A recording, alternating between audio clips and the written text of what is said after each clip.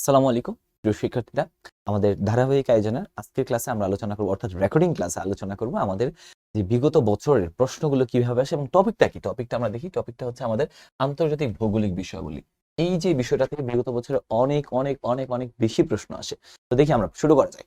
দেখো, প্রথম হচ্ছে দিবরের দেশ। এটা একটা ভৌগোলিক উপমান। দিবর মানে কি? দিবর মানে মৎস্য, জেলে, মৎস্যজীবী, তাকে বলে মৎস্যজীবী বা জেলে বলে, আমাদের এলাকায় জাইলেও বলে। আমরা জাইলা বলবো না, মৎস্যজীবীদের দেশ। সেটা বলা হয় নরওয়ে। নরওয়েতে অনেক বেশি মাছ পাওয়া যায়, এই জন্য দিবরের দেশ বলা হয়। অনেক বেশি মৎস্যজীবী, তাদের প্রধান জীবিকা ছিল একটা সময়। তারপর জাপানের অন্য নাম হচ্ছে নিপ্পন। জাপানের অন্য নাম কি? নিপ্পন।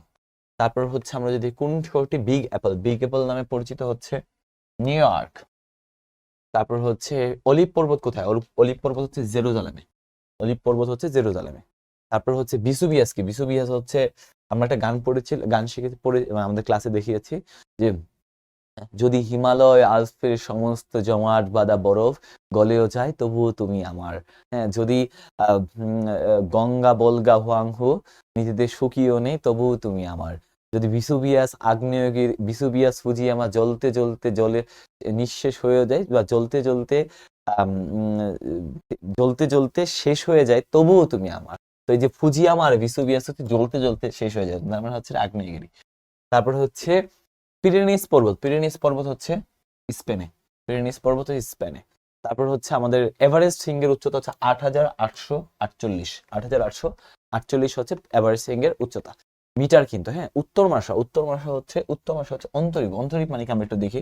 অন্তরীপ হচ্ছে এক ধরনের ভূমিরূপ বা ভূগোলের পরিবেশে ভূপৃষ্ঠের কোনো অংশে ক্রমশ সরু হয়ে সাগরে প্রবেশ করলে সেই সংকীর্ণ অংশকে অন্তরীপ বলে। যেমন কেপ অফ গুড হোপ বা উত্তর মার্শা অন্তরীপ দক্ষিণ আফ্রিকায় অবস্থিত। এটি শুরু হয়ে দক্ষিণ আটলান্টিক সাগরে পতিত হয়েছে। অর্থাৎ একটা জায়গা যদি ধরো, এটা হচ্ছে, আমরা যদি দেখি আফ্রিকা মহাদেশটা, আমরা দেখি, হ্যাঁ, আফ্রিকা হচ্ছে, আমরা যদি দেখি এরকম, এখানে একটা জিনিস খেয়াল করো, দেখে এই যে একটা জায়গা আছে খুব চিকন হয়ে ঢুকছে। এই যে এখানে আফ্রিকা মহাদেশের একদম এই জায়গাটার নাম হচ্ছে দক্ষিণ আমেরিকা, দক্ষিণ আফ্রিকা। তো এখানে একটা জিনিস একদম চিকন হয়ে এইভাবে ঢুকছে, এবং আস্তে আস্তে শুরু হইতে হইতে এটা আটলান্টিক সাগরে ঢুকছে। যে আটলান্টিক সাগরে যে শুরু হইতে হইতে যে প্রবেশ করছে, এটা হচ্ছে অন্তরীপ বলে। এটাকে কি বলে? অন্তরীপ। একটা ভূমিরূপ যখন এরকম সরু হয়ে নিচে হচ্ছে ইয়াতে যায়, তখন এটাকে বলে অন্তরীপ বলে আর কি। হাওয়াই দ্বীপপুঞ্জ কোথায় অবস্থিত? হাওয়াই দ্বীপপুঞ্জ হচ্ছে আমরা যদি দেখি প্রশান্ত মহাসাগরে।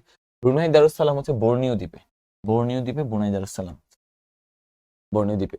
তারপর শাখালিন দ্বীপপুঞ্জ কোথায়? শাখালিন দ্বীপপুঞ্জ জাপান সাগর, প্রশান্ত, আমার জানার মতে এটা প্রশান্ত মহাসাগরে। তারপর হচ্ছে সমুদ্র বেষ্টিত স্বাধীন দেশ কোনটা? সমুদ্র বেষ্টিত স্বাধীন দ্বীপ রাষ্ট্র কিন্তু, দেখো, স্বাধীন দ্বীপ রাষ্ট্র হচ্ছে ইন্দোনেশিয়া। চারদিকে দ্বীপ, মানে একদম অনেকগুলা দ্বীপের। তারপর হচ্ছে আবু মুসা দ্বীপ, যে জলাশয় অবস্থিত। আবু মুসা দ্বীপ হচ্ছে পারস্য। এটা নিয়ে দুইটা দেশের মধ্যে ঝামেলা আছে, একটা হচ্ছে ইউএই ভার্সেস ইরান।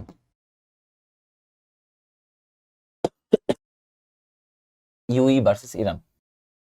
তারপর হচ্ছে গ্রিনল্যান্ড দ্বীপটি কোথায় অবস্থিত? গ্রিনল্যান্ড দ্বীপটি হচ্ছে তোমার আর্কটিক মহাসাগর, মোস্ট প্রবাবলি আর্কটিক, অর্থাৎ আর্কটিক উত্তর মহাসাগর। আর্কটিককে বলে উত্তর মহাসাগর, উত্তর মহাসাগর অবস্থিত। তারপর হচ্ছে এশিয়ার দীর্ঘতম নদী কোনটি? হচ্ছে ইয়াংসি কিয়াং। এটা হচ্ছে চীনে অবস্থিত। নীল নদের উৎপত্তি কোথায়? নীল নদের উৎপত্তি ভিক্টোরিয়া হ্রদ। ভিক্টোরিয়া হ্রদ কোথায়? আফ্রিকাতে। হ্রদ ভিক্টোরিয়া হ্রদ থাকে। তো ইউরোপের দীর্ঘতম নদী কোনটি? এটা হচ্ছে বলগা। তারপর হচ্ছে শাতিল আরব কোথায়? শাতিল আরব হচ্ছে টাইগ্রিস এবং ইউফ্রেটিস নদীর মিলিতস্থল। এটা নিয়ে দুইটা দেশের মধ্যে ঝামেলা আছে, একটা হচ্ছে ইরান প্লাস ইরাক। এই দুইটা দেশের মধ্যে ঝামেলা হচ্ছে শাতিল আরব নিয়ে। তারপর হচ্ছে আমাজন নদীর দৈর্ঘ্য কত? এটা হচ্ছে 6,640। এই অপশনে 6,640 মুখস্থ করে ফেলতে হবে। পৃথিবীর দীর্ঘতম নদী নীলনদ। দীর্ঘতম নদী হচ্ছে নীলনদ। তারপর পৃথিবীর দীর্ঘতম নদী কয়টা দেশের মধ্যে হয়? নীলনদ হচ্ছে 11টা দেশে, অপশন ডি, 11টা দেশ। কুফা কোন নদীর তীরে অবস্থিত? হচ্ছে এটা হচ্ছে কুফা একটা জায়গার নাম। এটা হচ্ছে কুফার জায়গাটা হচ্ছে টাইগ্রিস, টাইগ্রিস নদীর তীরে, অর্থাৎ এটা অপশন হচ্ছে টাইগ্রিস অথবা ইউফ্রেটিস। কোনটা হবে? ইউফ্রেটিস আর টাইগ্রিস? ইউফ্রেটিস এই অপশনে। পোর্ট ব্লেয়ার দ্বীপের মালিকানা কোন দেশের? হচ্ছে বি, ভারত। অর্থাৎ ওয়েস্ট ইন্ডিজ বলতে বোঝায়, ওয়েস্ট ইন্ডিজ একটি দ্বীপপুঞ্জ। ওয়েস্ট ইন্ডিজ মানে দ্বীপপুঞ্জ। দ্বীপপুঞ্জ আমি মেন ক্লাসে বুঝিয়েছি তোমাদের ওয়েস্ট ইন্ডিজ কেন বলা হয় দ্বীপপুঞ্জ। তারপর হচ্ছে পৃথিবীর সর্বাধিক দ্বীপপুঞ্জ দেশ বি, ইন্দোনেশিয়া। তারপর হচ্ছে স্পার্টলি দ্বীপপুঞ্জ কোথায়? স্পার্টলি দ্বীপপুঞ্জ হচ্ছে তোমার স্পার্টলি একটা খুবই বিখ্যাত। এটা হচ্ছে আমরা যদি দেখি দক্ষিণ চীন সাগরে, এখানে অনেকগুলো আছে, এগুলো একটু মুখস্থ করে ফেলবা। স্পার্টলি দ্বীপপুঞ্জ অনেকগুলো আছে, এগুলো একটু মুখস্থ করে ফেলবা। মৃত সাগর কোন দুটি দেশকে অবস্থিত? হচ্ছে সুদান তো না, মিশর, সুদান, জর্ডান, ইসরায়েল, এই দুইটা হওয়ার কথা। কান্দাহার শহরটি কোথায়? কাবুল। কান্দাহার হচ্ছে আফগানিস্তানের কাবুল, কান্দাহার। তারপর নদীবিহীন দেশ কোন? নদীবিহীন দেশ হচ্ছে সৌদি আরব, সৌদি আরবে কোনো নদী নেই। তারপর হচ্ছে সুয়েজ খাল কোন দুটি সাগরকে যুক্ত করেছে? একটা হচ্ছে ভূমধ্য সাগর, একটা হচ্ছে লোহিত সাগর, অপশন হচ্ছে বি। তারপর হচ্ছে মারিউপোল ইউক্রেনের একটি সমুদ্র বন্দর নগরী। মারিউপোল ইউক্রেন রাশিয়া যুদ্ধের জন্য ইম্পর্টেন্ট ছিল। তারপর হচ্ছে ঐতিহাসিক আয়া সোফিয়া মসজিদ। আয়া সোফিয়া একটা মসজিদ, যেটা একটা সময় খ্রিস্টানদের চার্চ হিসেবে ব্যবহৃত হয়েছে। এটা হচ্ছে তুরস্ক অবস্থিত, বর্তমানে এটা মসজিদ হিসেবে ব্যবহৃত হচ্ছে। তারপর হচ্ছে নহরি জুবাইদা, যেখানে মক্কাতে নহরি জুবাইদা অবস্থিত, মক্কাতে এটা অবস্থিত। এগুলো পড়বা, যে হেরা গুহা, আজিয়ার দুর্গ, কাবাঘর, নহরি জুবাইদা, মক্কার রয়্যাল ক্লাব। নহরি জুবাইদা, নহর মানে পানি, পানির যে ধারা। জুবাইদা আলাইহিস সালামের যে একটা পানির ধারা, এখানে একটা মানে তোমার লেকের মতো। কুতুব মিনার কোন দেশে অবস্থিত? কুতুব মিনার হচ্ছে ভারতে অবস্থিত, অপশন বি। তারপর আমরা যদি দেখি ওয়াল স্ট্রিট কি? ওয়াল স্ট্রিট যুক্তরাষ্ট্রের আর্থিক বাজারের যাবতীয় কর্মকাণ্ড সেখানে হয়। ওয়াল স্ট্রিট খুবই গুরুত্বপূর্ণ।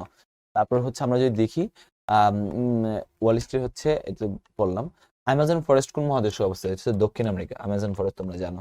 তারপর হচ্ছে বিশ্বের সবচেয়ে চিরহরিত বনাঞ্চল কোনটি? সবচেয়ে সবুজ, এটা হচ্ছে অ্যামাজন ফরেস্ট। তারপর হচ্ছে কোন শহরকে স্বর্ণনগরী বলা হয়? অর্থাৎ যেই শহরে প্রচুর স্বর্ণ পাওয়া যায়, স্বর্ণের খনি আছে, জোহান্সবার্গ, আফ্রিকার, পড়াইছে মেন ক্লাসে। তারপর হচ্ছে আকিয়াব ও আকাবা। আকিয়াব হচ্ছে মিয়ানমারের, আর আকাবা হচ্ছে জর্ডানের, অর্থাৎ মিয়ানমার আর জর্ডান দুইটা দেশে সমুদ্র বন্দর নিয়ে পড়বা। তারপর হচ্ছে ভূবিষ্ঠিত সাগর মানে বলে ক্যাসপিয়ান সাগর, কিন্তু এটা সাগর না, এটা আসলে অ্যাকচুয়ালি হ্রদ। হ্রদ মানে লেক, এটা চারপাশে। হ্রদ মানে কি? হ্রদের সংজ্ঞা হচ্ছে চারপাশে ভূমি দ্বারা, চারপাশে স্থলভাগ দ্বারা আবদ্ধ জলরাশিকে হ্রদ বলে। অর্থাৎ তুমি যদি একটা পুকুরকে চিন্তা করো, পুকুরের চারপাশে কিন্তু তোমার দাদা বাড়ি, নানা বাড়ি, তোমার নিজের বাড়ি এবং স্কুলগুলো সবকিছু থাকে, অর্থাৎ চারদিকে কিন্তু স্থলভাগ থাকে, কিন্তু মাঝখানে জল থাকে।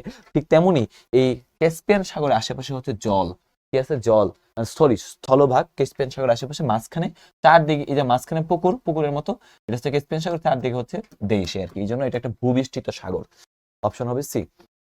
লুভর মিউজিয়াম কোথায়? ফ্রান্সে। লুভর মিউজিয়াম বিখ্যাত ফ্রান্সের প্যারিসে। আর যে সংকীর্ণ জল মানে একটা সংকীর্ণ জলের দুটি বৃহৎ জলরাশিকে একত্রিত করে, তার নাম হচ্ছে প্রণালী। প্রণালী হচ্ছে দুইটা জলরাশিকে একত্রিত করে আর দুইটা দেশকে পৃথক করে আর। তারপর হচ্ছে শ্রীলঙ্কাকে ভারত শ্রীলঙ্কা পৃথককারী দেশ হচ্ছে হচ্ছে পক প্রণালী, পক প্রণালী, অপশন ডি। তারপর হচ্ছে আমরা যদি দেখি নিচের কোনটি হচ্ছে এশিয়া ও উত্তর আমেরিকাকে পৃথক করেছে? এশিয়া উত্তর আমেরিকাকে পৃথক করেছে বেরিং প্রণালী, যে বেরিং প্রণালী দেওয়া আছে, অপশন বি। কোন দেশ এশিয়া এবং ইউরোপের উভয় মহাদেশে রয়েছে? তুরস্ক, অপশন ডি। অপশন ডি হচ্ছে তার কি? তো আমরা যদি দেখি হরমুজ প্রণালী কোন দুটি জলরাশিকে যুক্ত করেছে? অর্থাৎ হরমুজ প্রণালী আমরা যদি দেখি, হরমুজ প্রণালী হচ্ছে তোমার আরব সাগর আর পারস্য সাগরকে উপসাগরকে করার কথা। তো আমরা দেখি কি করছে। তো আরব সাগর আর পারস্য উপসাগর কি করছে। তারপর হচ্ছে মালাক্কা প্রণালী অবস্থান কোথায়? এটা দক্ষিণ পূর্ব এশিয়ায়। এটা কিন্তু খুবই গুরুত্বপূর্ণ। মালাক্কা প্রণালীর কারণে সিঙ্গাপুর এত ধনী বা মালয়েশিয়া এত ধনী। দক্ষিণ পূর্ব এশিয়া। এই হচ্ছিল আমাদের আন্তর্জাতিক ভৌগোলিক বিষয়গুলো। তোমাদের এখন হাতে খুবই সময় কম, তো এইভাবে এগুলো পড়বা এবং প্র্যাকটিস করবা, যত পারো প্র্যাকটিস করবা। আমি তো কিছু করাই দিলাম, বাকিগুলো তোমরা করবা।